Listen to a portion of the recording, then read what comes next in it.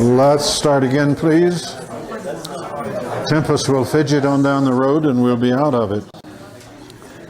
Okay, so now just to reaffirm my last point, this is not a law, but if you want to get a hold of this whole process of transformation, you work primarily with your body and your mind.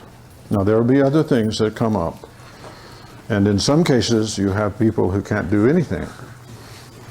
That's why disciplines are not the answer to everything, because you find some people who simply can't get a hold of it anyway. And the extreme case of that is possession. There is such a thing as possession, and maybe a few degrees of it this way. That's where it's important to have ministers and teachers and friends who know what that is. Thank you so much for that book. That's a wonderful book. So I want to make sure you got that. Okay, now you can reject it. Anything that I emphasize like that, you have to decide whether or not it's true and whether or not you're going to do anything about it. I have abandoned trying to get anyone to do anything. Right? It's not my business. So try to think about that now. And then the issue of character. You see, when Tyson said, "I just blew it." Well, that's his character. He was trying to say, that wasn't me. That was him, all right. Yeah. See, just blowing it is a feature of character. Now, I wanted to add to that in all of this, the human being alone is not going to be able to turn into some sort of grand moral mechanism that never does anything wrong. Okay. Let's just put that aside. Don't worry about that. We're not talking about being perfect. We're talking about doing a lot better. And you know the bumper sticker, Christians aren't perfect. They're just forgiven. That's just right up there with Tyson.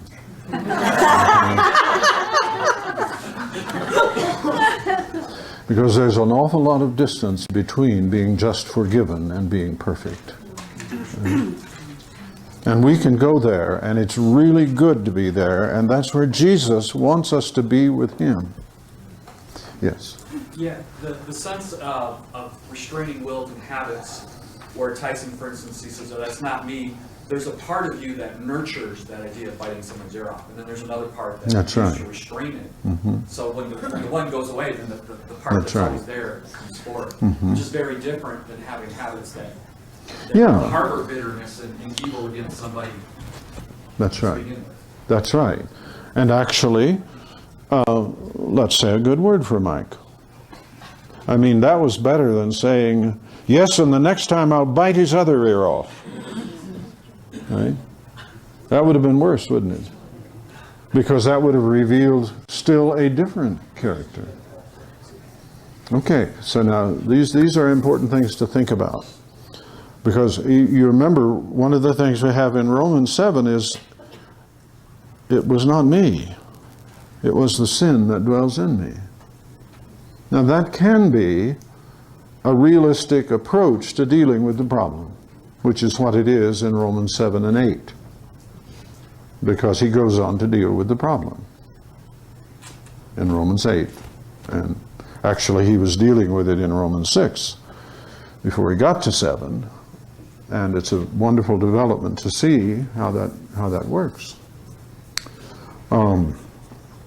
Now, we need to go back and think about the body some more. So let me put up a little dingfod here. So we said some of this already, but let's do it again. What is the body? It is potential energy that is immediately available to me. Okay, see that finger? I can move that. And I don't have to use something else to move it. Right? Now, the radio on my car, I cannot move like I can move my finger. Probably there's going to be something like that pretty soon. Because increasingly, mind-brain reading is going to be, but it's your brain, right? Now they have these computer programs where people can type words by moving their eyes, and the computer picks up what to do. You see how that ties into this? Because you see, that means now you can move bodies that are not your own by thinking. And that's a big step. Much that we have in medicine, restoring people or extending their abilities and so on, are simple ways of accessing bodies that are not our body without our body. Now, until something happens, you can move or control much of your body without a body. I could take this hand and move this finger. Okay? Now, the important thing to understand is that your body is directly accessible to your will. And that's how you extend your will out into the world. So because you can use the body directly, it has potential energy that is available to you to act, then you can use your body to activate other bodies. And that, in short, is the story of technology. From fire and the wheel up to today. Okay? Now, we can do this, we can use this body even in defiance to God. In order to be a person, I have to have a kingdom, and God has given me a body in order that I might have a kingdom. That's how that works. Persons require a kingdom, and human persons require a body to have a kingdom. And because they have the body, they can defy God. They have enough energy in their body to do that.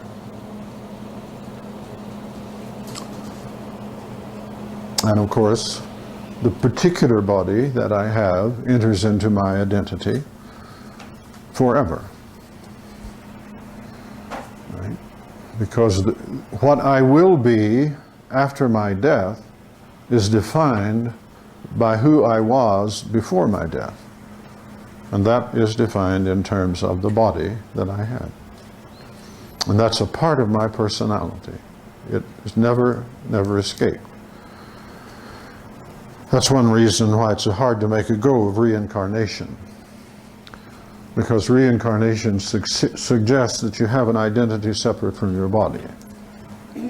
So that you can sort of change bodies like you change coats.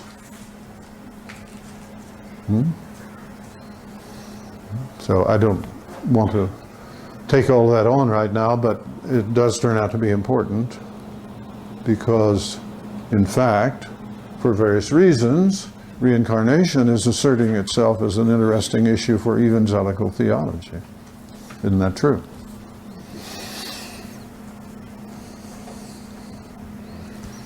And that's related to universalism. The idea that if you just go around enough times, you'll get it right eventually. Not really a correct view of human personality. Now, as flesh, my body carries the natural abilities that enable human beings to act. And that goes up to things like devising large, mellow pink envelopes. And feeling I want to put more in that envelope. That's flesh, that's natural. Nothing wrong with it. Okay? Flesh is not in itself bad. Not in itself bad. Only when it is unsubordinated to God is it bad.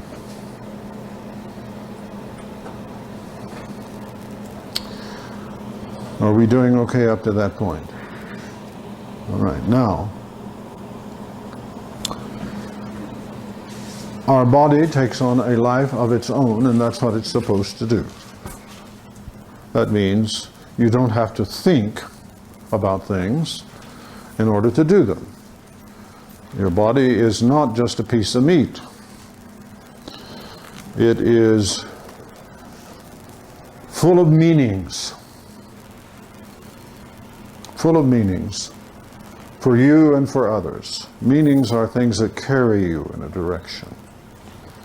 The James passage is a nice discussion about how a process moves with sensations, because the sensations takes on meanings as to what is next, so that you don't have to think about the next move. Do you remember that structure? See, now, I think that's one of the most important things to get out of the reading. And I want to go back and look at some of the passages in that a moment. The basic idea is a human being his body is built in such a way that it can just pile up almost endless sequences of sensations and actions that have meaning, that lead over into the next thing. And that's illustrated in many, many ways, and he's such a good writer, and he did a good job of that. But now, unfortunately, it has bad meanings too. So the idea of the sin which is in my members that Paul talks about, he was already where James was, except he didn't understand the physiology of the body. James was a physiologist. That was his first career, was as a physiologist. And he moved on to psychology next, and finally philosophy, all within the faculty of Harvard University. So he's doing it in terms of physiology, but Paul knew the fact. See, he just didn't know how to analyze it. He knew the fact. And the body, unfortunately, is able to run on its own in the wrong direction. Not only in the wrong direction, contrary to our intentions. Now that's where you need, in order to understand what goes wrong and what goes right, that's where you need to get the complexity of the self, the human self. You need to have some understanding in it, and that will help you see more deeply that discipline's work and how they work. So there is a system of tendencies away from, should be from instead of for, or against God. Now the general name for that system in the scripture is world. So you have three enemies laid out in Ephesians 2. The world, the flesh, and the devil. Those are the big three. And in the early church, and many times you had to explicitly forswear them and say, I will stand against them. The world, the flesh, and the devil. The world is organized flesh. Socially organized, historically developed flesh. That's the world as used in Ephesians 2 and elsewhere. Of course, there are other meanings of world, and I'm sure you know that. John says there are three things in the world. The lust of the flesh, lust of the eyes, and the pride of life. Now you have to understand that he's talking about those as ongoing processes that are just working away all the time. Lust is, of course, desire, and desire is essentially chaotic and disintegrative. And we have a lot of them.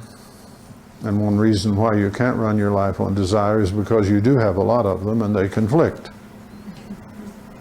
And if you try to run your life on desire, you will be in a mess quickly. Lust of the flesh, basically physical desires. Lust of the eyes, basically appearance, style. There's a little bit of power in that.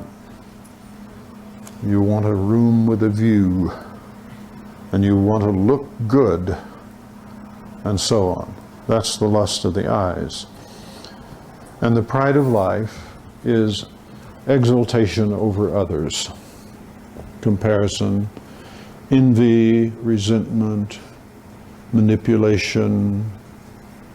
That's, and old John looks at the world, says, that's it, folks. So if you want to be the friend of the world, you can't be the friend of God. That's what he said. And that's because this mess is running in the wrong direction. See, Peter's case is always illustrative, and you see in his case what Paul was talking about when he said, the sin that is in my members. And it was in Peter's members. Jesus knew that, and he had to give Peter a little lesson in psychology. And so he took Satan's desire to sift Peter like wheat and got the jump on Satan and told Peter what was going to happen, so that when it happened, he would know what had happened, and he would be able to learn from it. Jesus was always teaching. When he says to the guys asleep in the garden, he says, the spirit is willing, but the flesh is weak. Where was the problem? It wasn't in the spirit. These guys were well-meaning. They intended to do what was right. And Jesus is teaching them where the problem is. And then that's set down in the scriptures so that we could also learn from this. He wasn't scolding them. I think often that's the way that's read. He was scolding them, He wasn't saying something like, if you had the brains God gave a goose, you'd stay awake. He was teaching. And then that's recorded for our benefit. And I don't have time to go into that passage now, but it's a very important and good one for you to study and to think about. And do understand, he honored their intentions. He didn't question it. He just said, guys, there's more to it than that. There's more to it than that. Now then you go into Peter's situation in the denials with the understanding that we're working through here, and you can understand exactly why it happened. What was Peter standing? And he was standing in the world. It was all around him. The social consciousness of the servants and everyone, and the study of what happened to Jesus in that setting is so instructive indeed. I mean, a person in that position is one who the people who always get beaten up can go beat somebody up. And the servants slapped him and mistreated him. The ones always on the other end, now they had a chance to do that to somebody. That's the world. That's a revelation of the nature of the world. And it's not of God. So you have the various factors you could find in Peter. No doubt he was confused. He was isolated from others. He was weary. He was very conscious of death. Fear, anger, shame. No doubt rationalizing. He could easily have said, I just blew it. See, but his character wasn't that. So now I'm hoping you can analyze that and then take that to other situations where it looks very like a crucifixion is going on, where people are standing up or not standing up, and analyze and come to understand. And of course we look at ourselves. Why do I behave the way I do?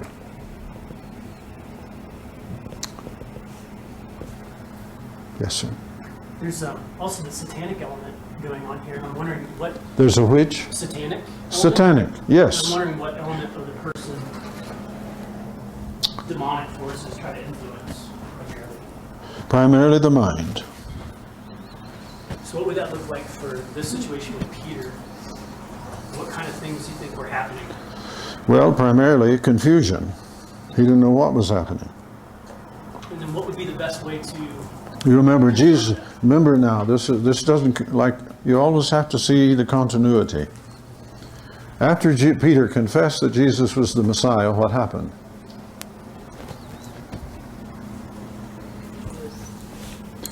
Jesus said, you know, I'm going up to Jerusalem, they're going to kill me. And Peter, now, you have to fill in the blanks on Peter on that event. You can almost see him standing over here by a tree and saying, Jesus, I want to talk to you. That's not for you. That's not the way it works. Now you see, you have to have that in mind when you go to his denials. See, the way he was thinking, Satan's work is primarily on ideas, okay? Primarily on ideas. That's true in general. That's why he works on institutions like education and the church, because he knows that if he can get the ideas going, he can take a nap and things will go in his direction. And that's why your ministry as a teacher and a writer and a speaker is so important. You are idea people. You're not emotion people. Okay? Please understand that. You are idea people. Emotions come and go, they have some importance. But even in worship, worship isn't emoting. Worship is knowing God, setting him before you, contemplating him, and then emotion comes out of that. So that's an important question. Peter was, the biggest fact about Peter was he was confused and he didn't know what was going on. And he probably thought when he said, I'll die for you, that he would kill somebody. But now comes a little girl.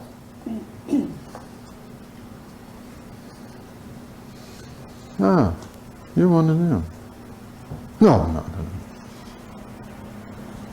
What's he going to do? Kill her? No. And his confusion undermines his intentions, and then the emotions of fear and social rejection and so on come in. And that's where you get his denial. Now he didn't know that was going to happen to him. He thought all he had to do was just decide. But it wasn't. That's what Jesus knew. And that's why Jesus set him up and taught him the way he did. And Peter had a hard time later with keeping straight on things. Now just this last point, because the body is fundamentally social. It's the meaning that is in the body's positions and motions, and that are read in others around them, that function especially as triggers for actions that we later bewail ourselves about. We have to learn to play to the audience of one. And that's the only thing that can stabilize the individual in the social context. I stand before God. The audience of one. Now that goes back, of course, to the thoughts and the body. Well, there's a lot more we can say about that, but we can't because we have to do something else. I do want to recommend to you that you carefully study chapter 15 in William Law. It's ostensibly about why we should sing psalms, but it's really about the connection between the soul and the body. And you can read person and the body if you wish. It is one of the best things ever written on the understanding of what makes spiritual disciplines matter. It isn't just about psalms, but it is about singing psalms, about singing. And the point of it is that what we do with our body influences what we have in our spiritual side, our soul, if you wish. He uses soul as simply a general term for all that's not the body. And that's one use that spiritual has. And it is the best treatment in the literature of this. I don't have your version, unfortunately, but I would like to just read a few lines here. He says, as the devotion of the heart naturally breaks out into outward acts of prayer, so outward acts of prayer are natural means of raising the devotion of the heart. It is thus in all states and tempers of the mind. As the inward state of the mind produces out actions suitable to it, so those outward actions have the like power of raising an inward state of mind suitable to them. You ever read an old book called From Prison to Praise? Sometime look it up in the library. There was a period 3 or so decades ago where people rediscovered that praise would actually do you good. And of course it's the same thought here. Therefore, if you would know the reason and necessity of singing psalms, you must consider the reason and necessity of praising and rejoicing in God, because singing psalms is as much the true exercise and support of the spirit of thanksgiving as prayer is the true exercise and support of the spirit of devotion. The union of soul and body is not a mixture of their substances as we see bodies united and mixed together, but consists solely in the mutual power that they have of acting upon one another. That's the union of the soul and the body. William Law was a person who understood that they are two substances, they're not one, and yet they are interactive, and in a manner that is appropriate to the subject matter. Then he describes how that works. The soul has no thought or passion, but the body is concerned in it. The body has no action or motion, but what in some degree affects the soul. And so the other disciplines, also related to the union of the body and the soul, have that same character of interaction. Well, he goes on to elaborate on how this affects things like being surrendered to the will of God and so on. I have a wonderful passage here. Would you know who is the greatest saint in the world? It is not the one who prays most or fasts most. It is not he who gives most alms or most eminent for temperance. But it is he who is always thankful to God, who wills everything that God wills, who receives all that God does, everything, as an instance of God's goodness, and has a heart always ready to praise God for him. All prayer and devotion, fasting and repentance, meditations and retirement, all sacraments and ordinances are but so many means to render the soul thus divine and conformable to the will of God, to fill it with thankfulness and so on.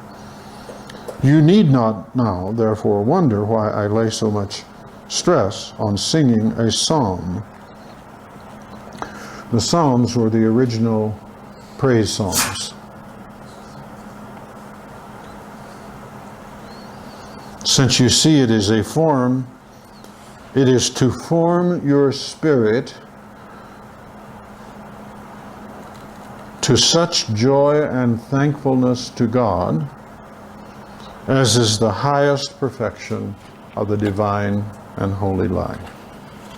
So I hope you will really look at chapter 15. And you'll learn a lot about what you need to know about the role of the body.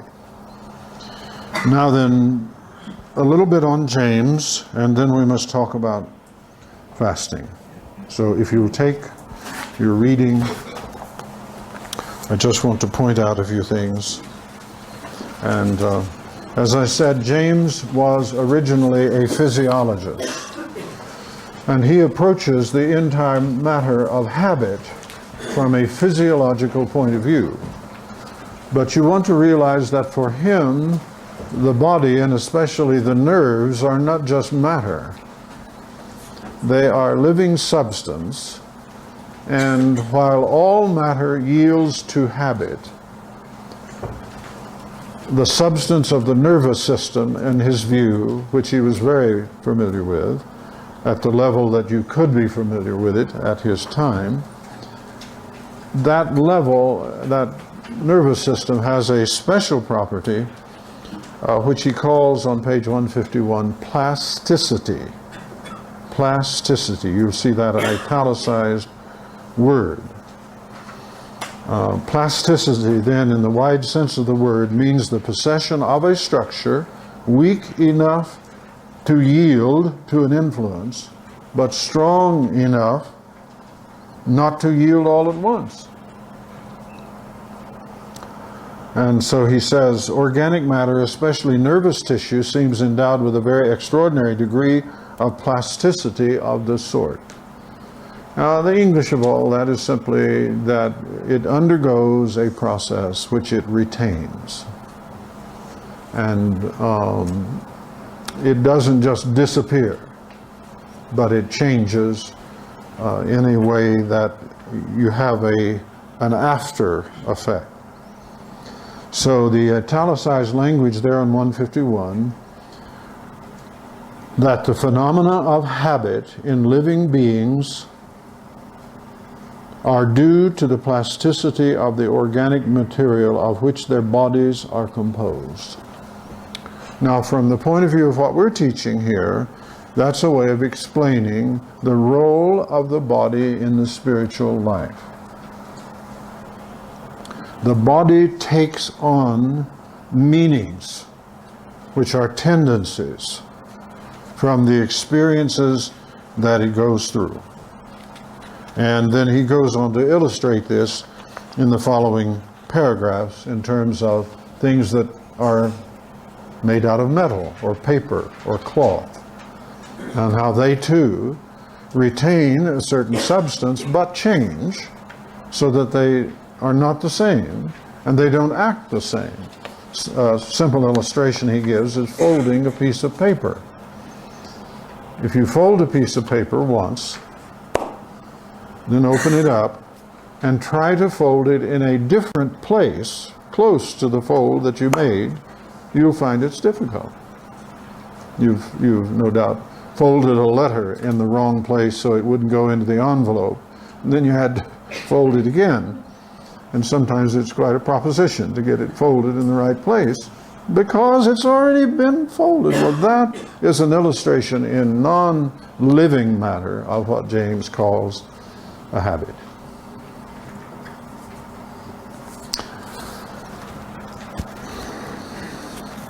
So now in the nerves, at the bottom of 152, you see the paragraph there, the italicized heading, Habits are due to pathways through the nervous system. Whenever you have a sensation or an experience that establishes, in some measure, a pathway which is easier for the following experiences to go down than making a new pathway. And nervous matter, as he calls it, it's not nervous, but it makes you nervous, is especially given to this trait of picking up patterns. On 153, a third of the way down, the most complex habits, do you see that language? The most complex habits, as we shall presently see more fully, are from the same point of view nothing but concatenated, sort of piled one upon another, discharges of the nerve centers due to the presence there of systems of reflex paths, so organized as to wake each other up successively. So now the effects of this, right at the bottom of page 153, habit simplifies our movements, makes them accurate, and diminishes fatigue. And he goes on to illustrate that. Then on the next page, 154, the bottom of that page, habits diminish the conscious attention with which our acts are performed. And that's one of the main things, is that you don't have to pay attention to all the stuff that you would have had to if you didn't have a habit. Now again, you see, that's good and that's bad. If you have a habit of not looking over your shoulder before you change lanes, it's not good. Unless you've made some other effective arrangements, of course. So now then he gives us the little picture of what happens in a process, and he describes this on the bottom of 154 and 155. Right at the bottom, he gives you a general description here. If an act requires a chain A, B, C, D through G, then in the first performance of the action, the conscious will must choose each of these events from a number of wrong alternatives that tend to present themselves. But habit soon brings it about that each event calls up its own appropriate successor without any alternative offering itself and without any reference to the conscious will. Now, if you have, as an adult, learned a second language, or if you, for example, are a pianist or a musician, you know exactly what this means. Because the whole effect of practice and training is to establish these successions where you don't have to think about the links in the chain. And then he presents that graphically on page 156. Now the outcome here on page 157, the paragraph opening there, habits depend on sensations not attended to. He's using the word sensations in a rather generous manner. But really he's talking about any kind of mental event. You could feel it or not. But habit runs on in events that you're not conscious of. In some cases you could be, but in most cases you're thankful not to be because you've got other things to think about.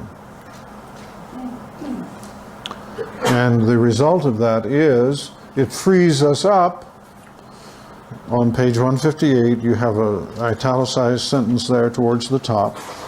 The simultaneous combination of movements is thus in the first instance conditioned by the facility with which in us, alongside of intellectual processes of inattentive feeling may still go on.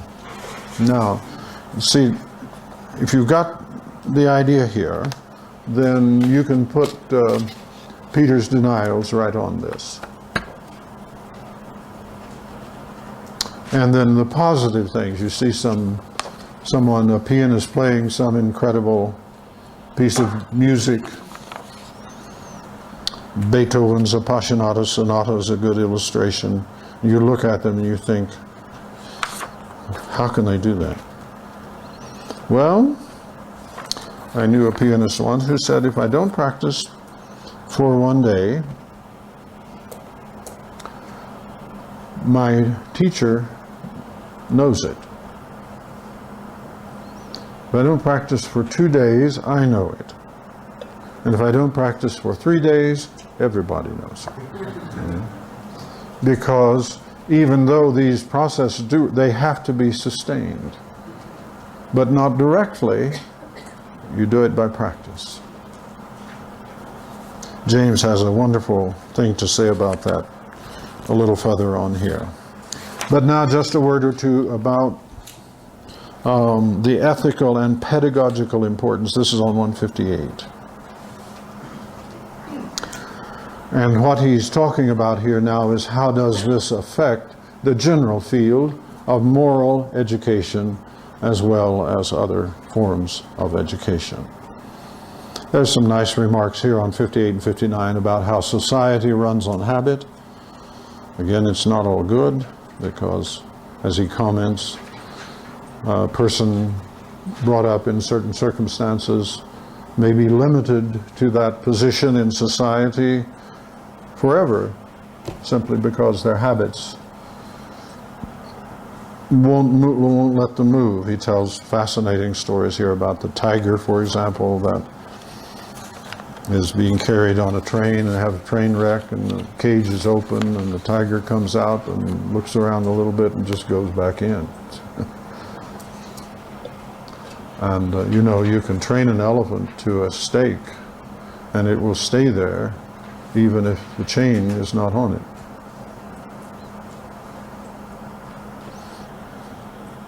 If chickens are used to a fence, they'll walk right up to it and turn around and go the other way when the fence is not there.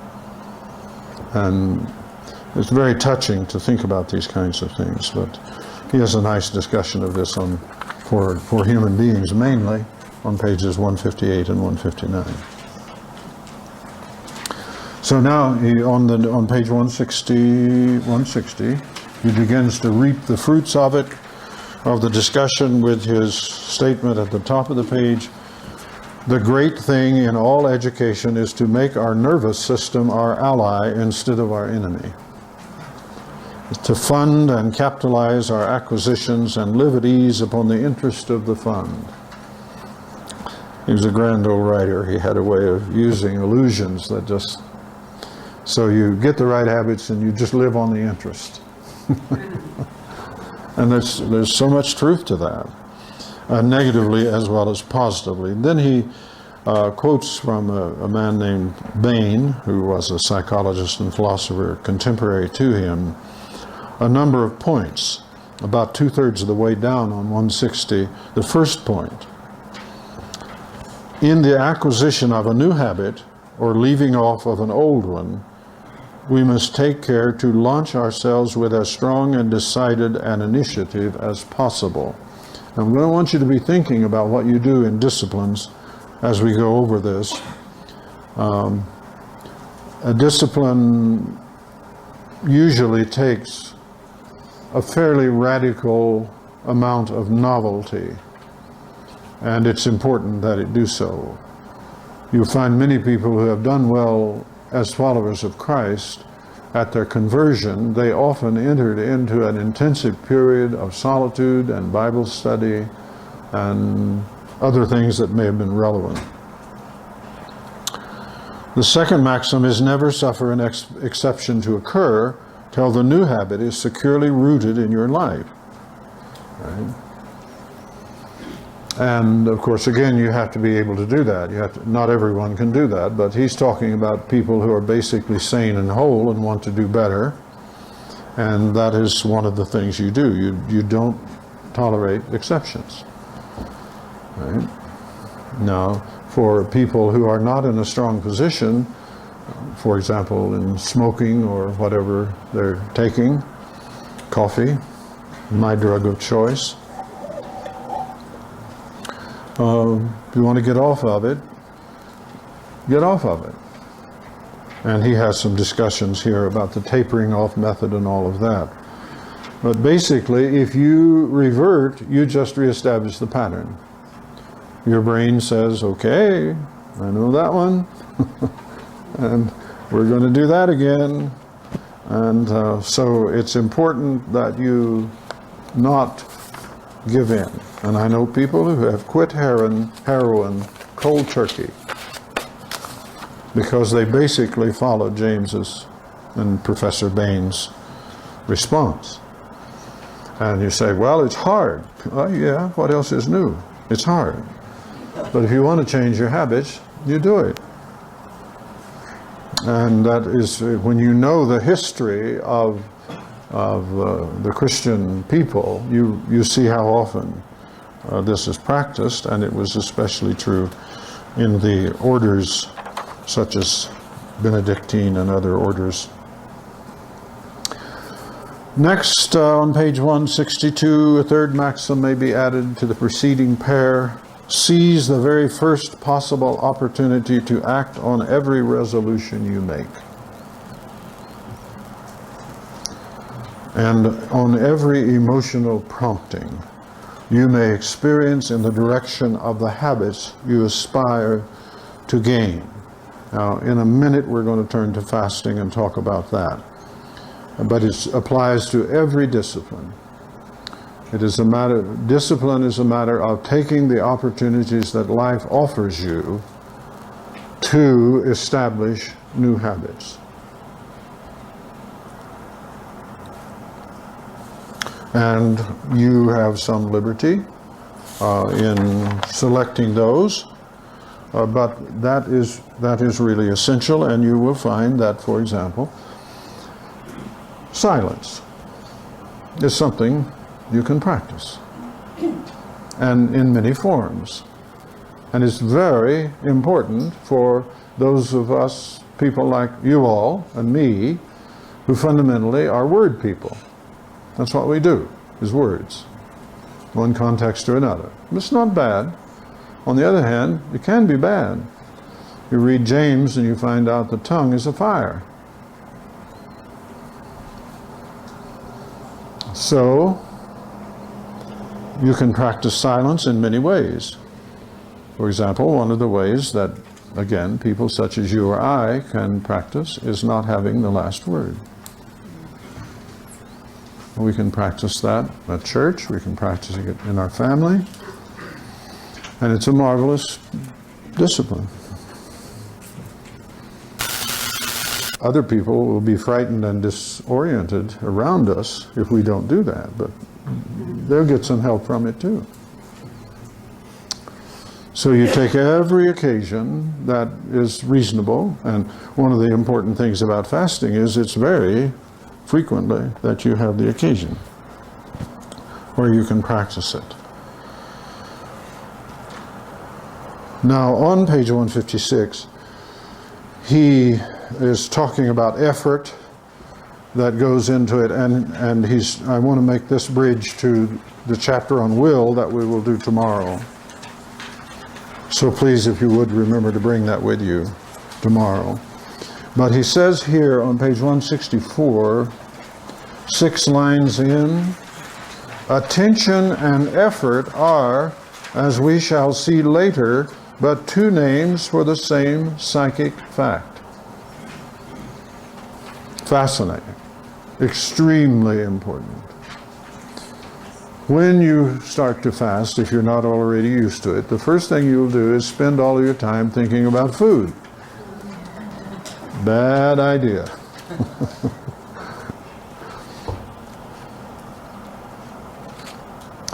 To what brain process they correspond, we don't know now. He said that. The strongest reason for believing that they do depend on brain processes all is that and are not pure acts of spirit is just this fact, that they seem in some degree subject to the law of habit And now he says, which is a material law. I want to say to you, this is one point on which I hope you will think, if not disagree, with James. All of reality is subject to habit. Thoughts, emotions, and they are not subject to habit just because they are connected with the brain.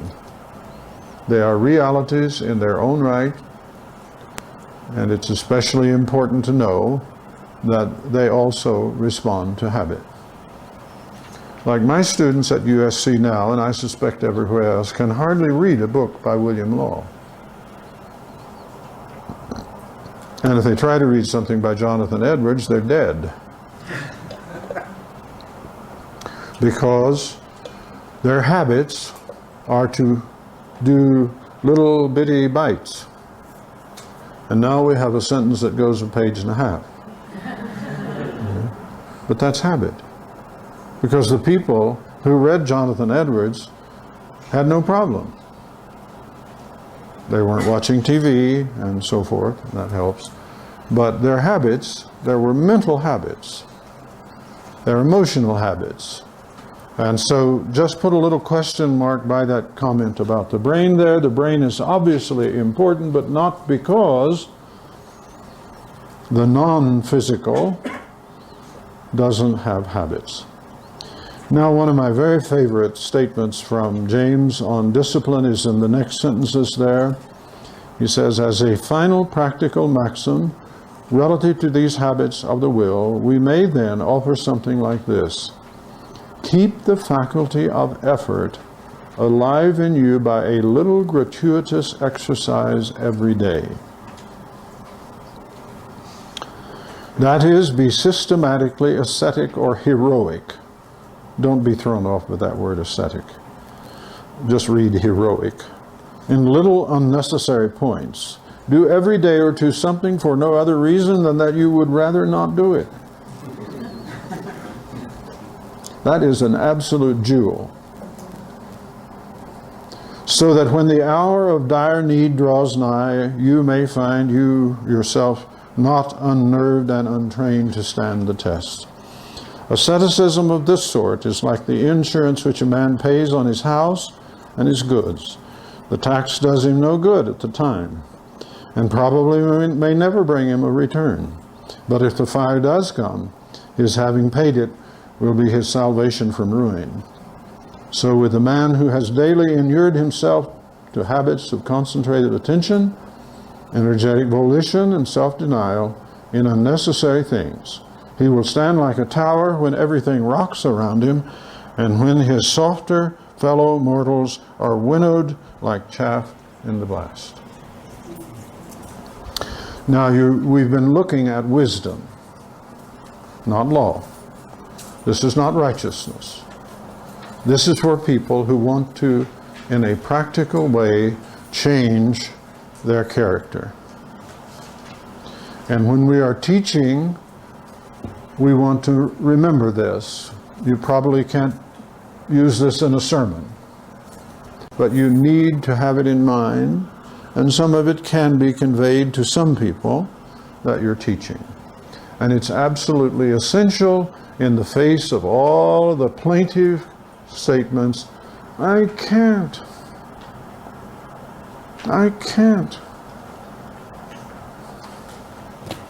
Well, there's grace and there's effort, and you can.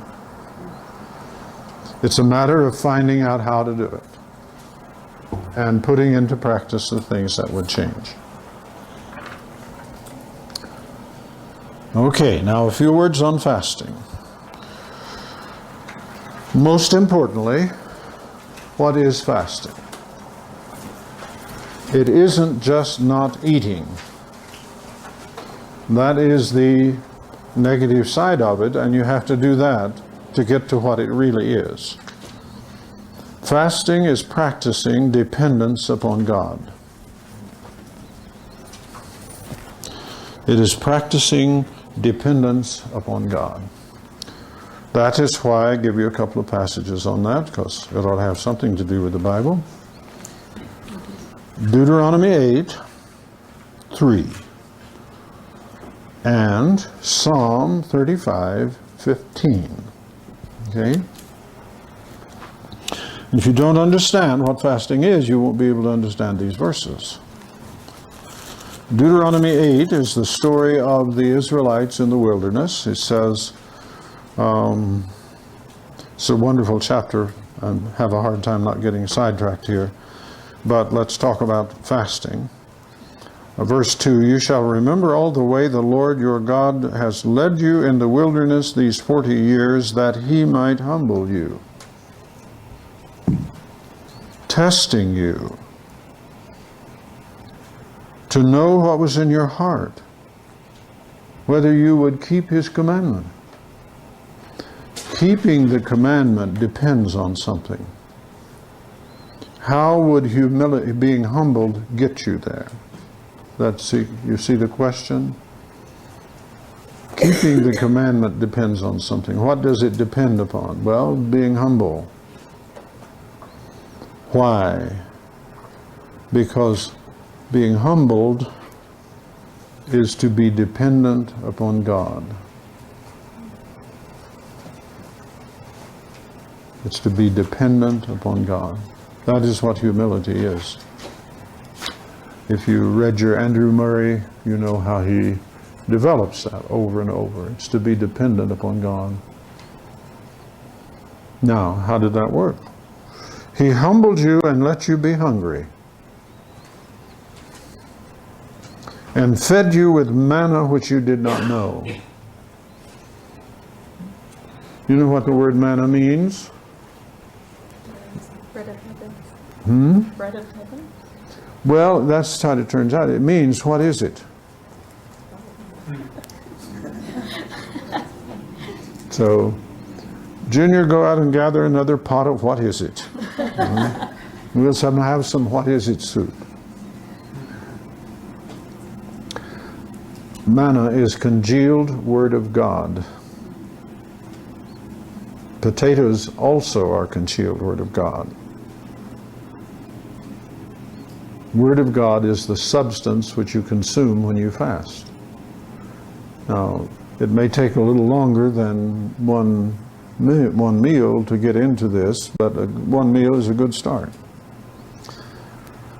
That he might make you to understand that man does not live by bread alone, but man lives by everything that proceeds out of the mouth of God. What proceeds out of the mouth of God? Words of God. In some forms, potatoes. But it doesn't have to have any material form at all, and that's what you're finding out when you fast. Because when you fast, you are taking in substance from the invisible landscape.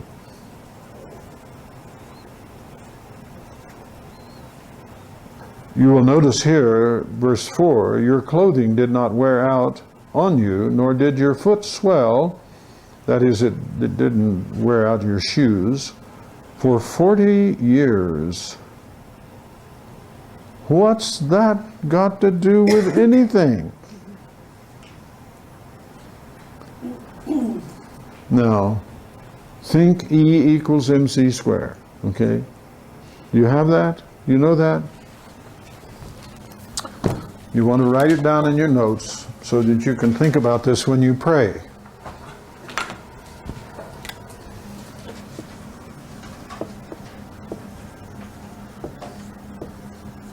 Okay? The energy in a unit of matter is equal to the number assigned to it times the square of the speed of light. Where did Jesus get all those fish?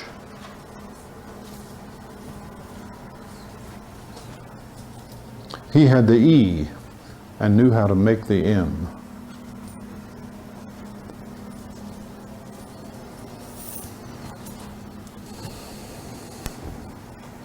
The M doesn't exhaust the E. In fact, the physical universe is a little bitty thing in a great big God. Not the other way around, a little bitty God flitting around in a great big physical universe. So now when you sing that song we sung this morning to start out about the greatness of God, make sure you're sort of getting up there, okay? When you fast, you learn the reality of this to your body. And that aligns you with what God is doing. And what God is doing is what? What did you say that was? What is the kingdom of God? It's what God is doing. Now then, you come to know it and be aligned with it in an experiential way that shows up in your life. Shows up in your life. And I've had many generations of ministers go through my seminars and write back, something different is happening. I suggested to a group of ministers once that they might fast before they preached.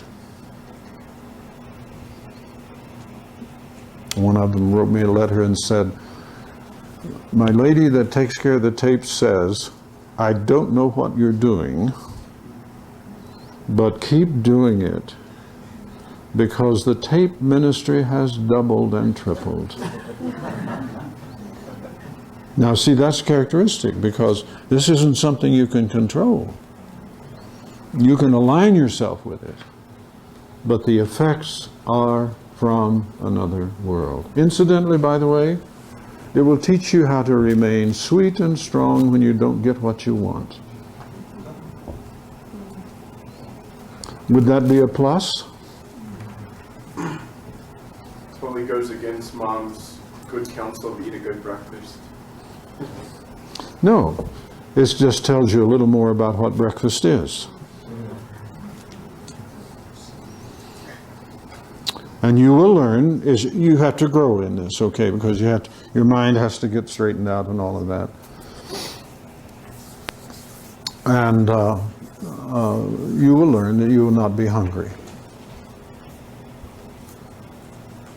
You'll feel differently, but you won't be hungry. After you learn, that's habit. You know, when you start, oh, I'm hungry, I'm going to die. But in James's language, what happens is you simply develop a new train of sensations, and I would add in the spirit in the way that James doesn't, though he was not opposed to that by any means. I suspect you'll have to deal with him in heaven. He's a fascinating person to get to know. If you don't know William James, you'll find it really interesting to know him. But it has all of these, remember a discipline, what you do that enables you to do what you can't do by effort. Now we have to come back tomorrow and spend time specifically on discipline, what it is, because we have to go away from here with the concept clear and not just a list of things that we don't understand. But that's the basic idea. And now I say it because I want you to see that's what fasting is. Fasting is something that's in your power. Though when you start, you may think it's not. It is. That enables you to do what you can't do by direct effort. And among those things is being sweet and strong when you don't get what you want. That's an aspect of the cross. But that only works because in fasting you are actually feasting on the invisible landscape.